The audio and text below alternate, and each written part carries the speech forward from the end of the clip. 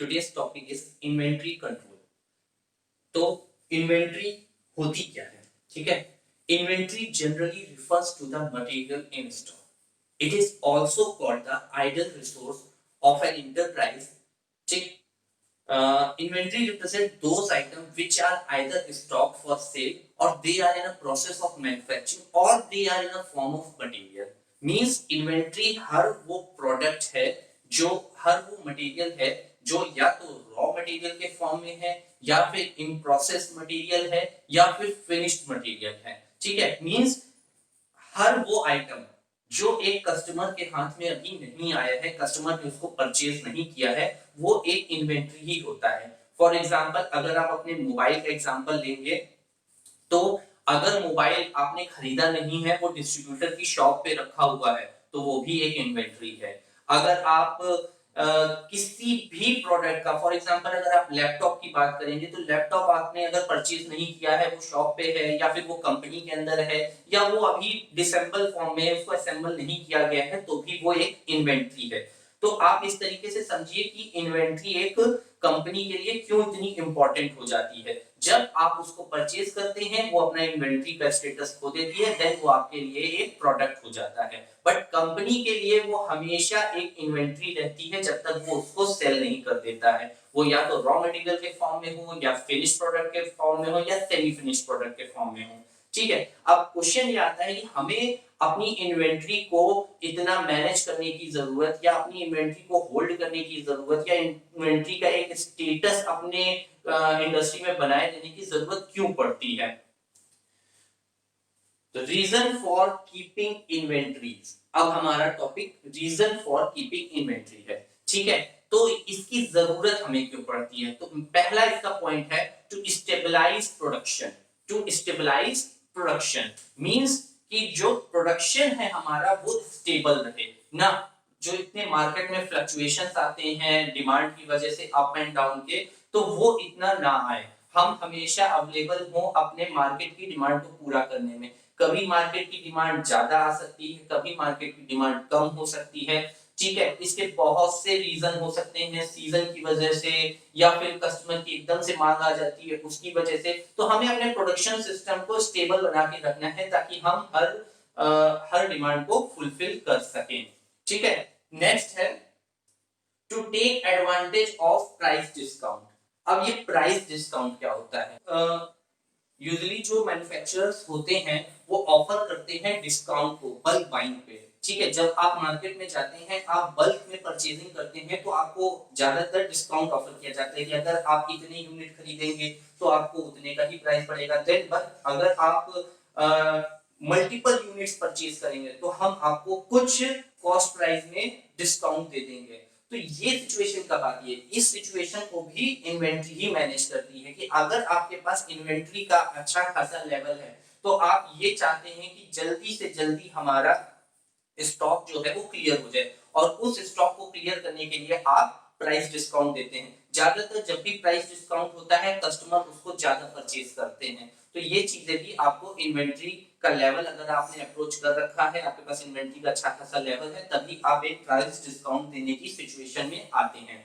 ठीक है, थर्ड है to meet the demand during the lead time. Sorry, lead time नहीं लिखा, to meet the demand during the lead time. देखिए lead time क्या होता है.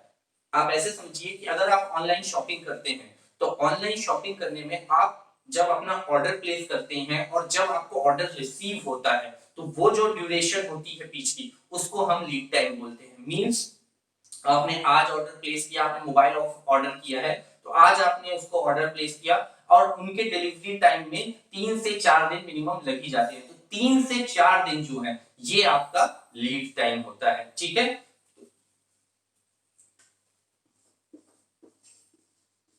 लीड टाइम बहुत ही इंपॉर्टेंट फैक्टर होता है ये.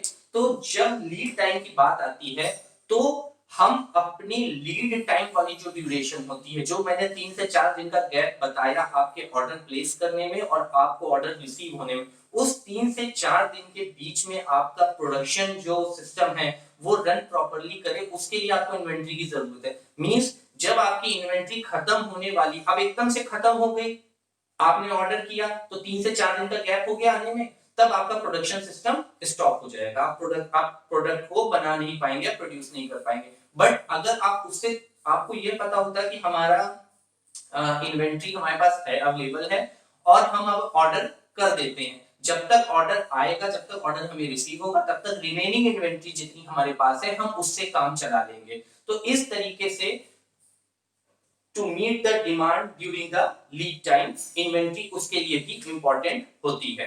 ठीक है। थर्ड पॉइंट है to keep pace with market condition. To keep pace with means market में सिचुएशन कैसी भी आ सकती है, इसका आइडिया कोई नहीं लगा सकता।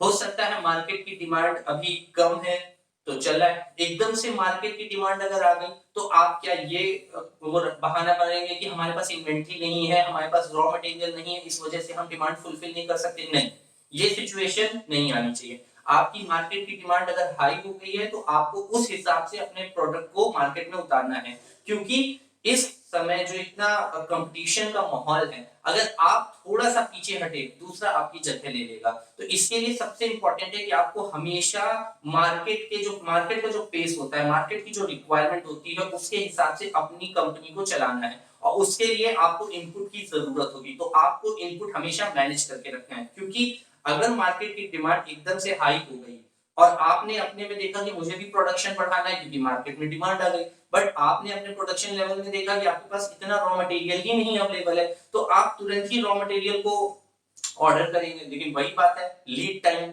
ऑर्डर करना और ऑर्डर का रिसीव होना, रॉ मटेरियल को आपने ऑर्डर किया और रॉ मटेरियल आपके पास वापस आया, इसमें इतना गैप हो जाता है जिसके बीच आप मार्केट का जो डिमांड थी उसको मिस कर सकते हैं। ठीक है।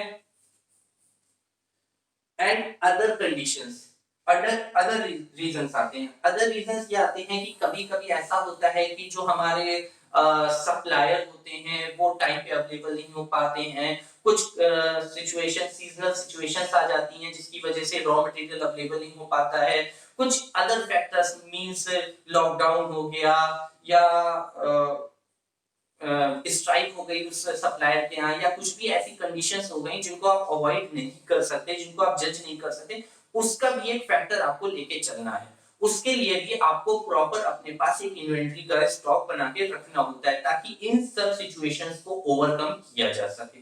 तो ये हो गए आपके रीजन जिसकी वजह से आपको अपनी इन्वेंटरी को मैनेज करने की जरूरत होती है। Thank you.